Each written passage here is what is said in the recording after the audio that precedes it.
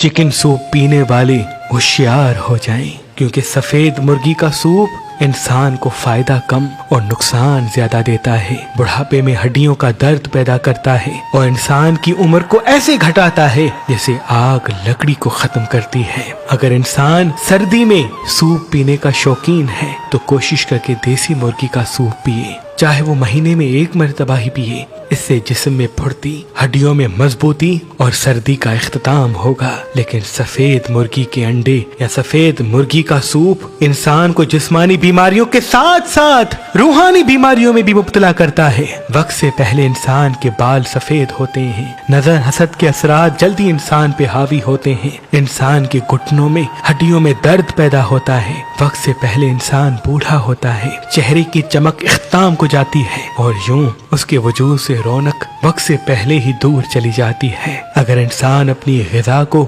सही और सालिम रखे तो अल्लाह के फजलो करम से इंसान तमाम जिस्मानी और रूहानी बीमारियों से महफूज रहेगा और एक अच्छी और खुशहाल जिंदगी बसर करेगा।